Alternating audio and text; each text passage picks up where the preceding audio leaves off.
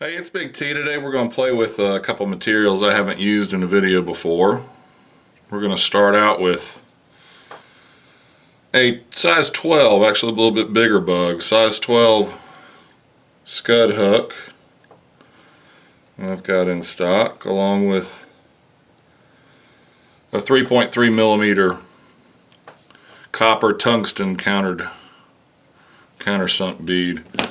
And we're going to put a nice little thread base down with a olive 70 denier thread.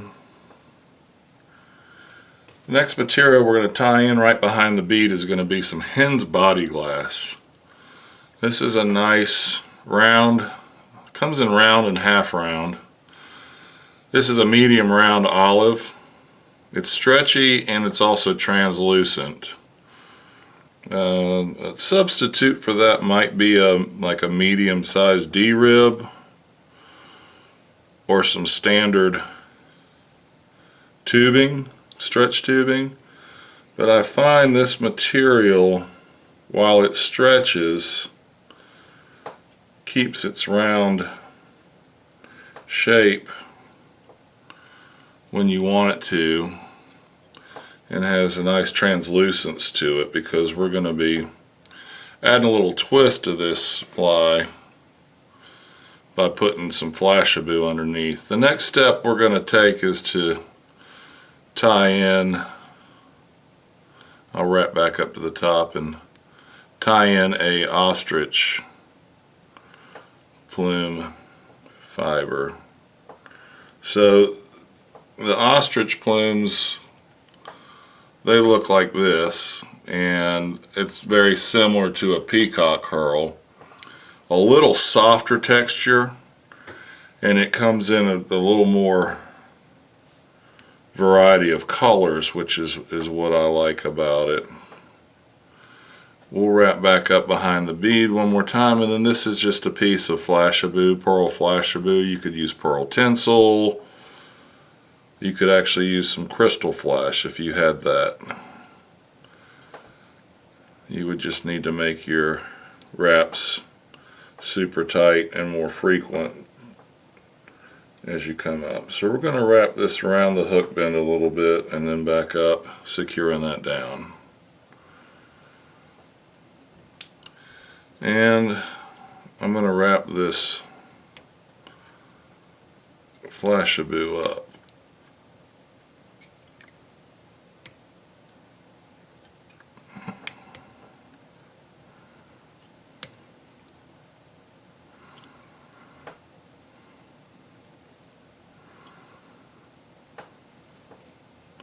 And then come over top with my thread a couple times, in front a few times, just to make sure I've got that secured in properly.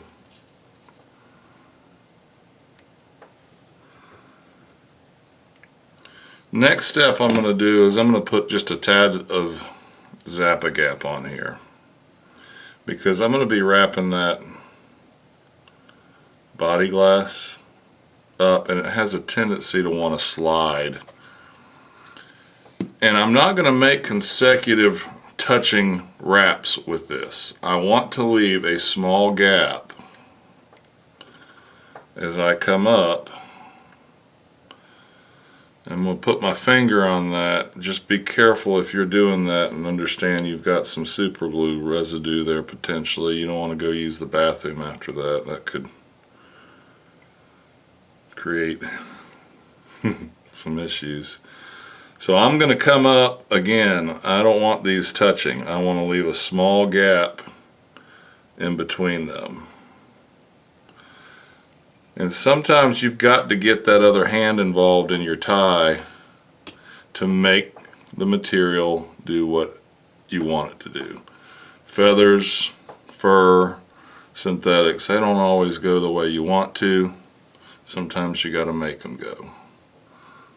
Alright, so I'm going to stretch that up as I cut, and then wrap down a couple more times just to make sure we've got that good and secure in there. Alright, so now it's time for our peacock curl. We're going to start with one behind the body glass, And then we're going to start feeding that thing right in the gap that we've left.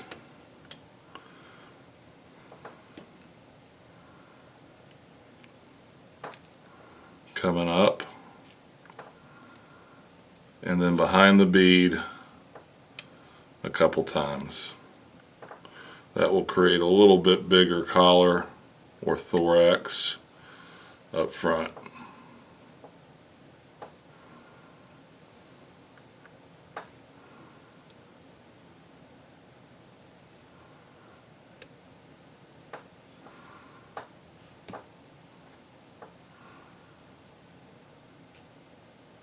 Again, this is a good fly for those of you that are Euro nymphing, Czech nymphing, to use as an anchor. It's more of an attractor pattern, not necessarily resembling any particular bug, but it does look extremely buggy. A lot of the trout here in the south are what we call opportunistic feeders because the lack of aquatic biomass is such that they have to take advantage of what they can. Not to say that they can't get extremely picky on days. But that's a good fly to have in your quill. I haven't named it yet, so I may leave that up to you guys. So if you want to comment and provide a name for that fly, that would be great. I would appreciate that.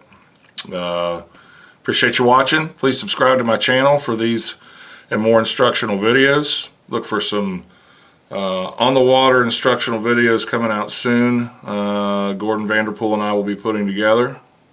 And you can buy these materials if you wish on my website, Big T Fly Fishing.